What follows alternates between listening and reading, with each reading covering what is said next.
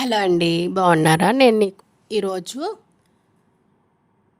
పుదీనాతో పచ్చి శనగపప్పు పకోడీల్ని ఎలా తయారు చేసుకోవాలో చూపించబోతున్నాను. దానికోసం ముందుగా ఒక గ్లాసు పచ్చి శనగపప్పుకి 2 గ్లాసుల వాటర్ వేసి నానబెట్టుకోవాలి.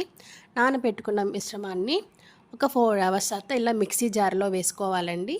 ఈ మిక్సీ జార్లో వేసుకున్న తర్వాత దీంతో పాటు మనము జీలకర్ర, అల్లము, పచ్చిమిరపకాయలు వేసుకుని ఫైన్గా మిక్సీ పట్టుకోవాలండి. అక్కడక్కడ కొంచెం బరకున్న పర్వాలేదు, పంటికి తగిలి చాలా టేస్ట్ బాగుంటుందండి. పుదీనాని సన్నగా తరిగి పక్కన పెట్టుకోవాలి. ఈ మిక్సీ పట్టుకున్న మిశ్రమంలో పుదీనాని వేసుకుని అక్కడక్కడ కొంచెం పచ్చెనపప్పు కూడా వేసుకుని బాగా కలుపుకోవాలండి. ఈ కలుపుకున్న తర్వాత ప్యాన్ పెట్టుకొని బాగా డీప్ ఫ్రై అయ్యేలాగా ఆయిల్ వేసుకుని ఆ ఆయిల్లో ఈ మిశ్రమాన్ని వేసి పకోడీలాగా చేసుకోవాలండి.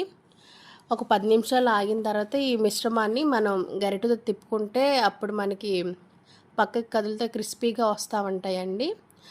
ఆ బబుల్స్ వస్తున్నాయి కదండి, ఆ బబుల్స్ అయిపోయేంత వరకు ఉంటే చాలు.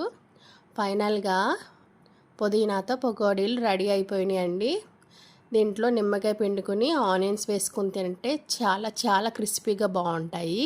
Thank you.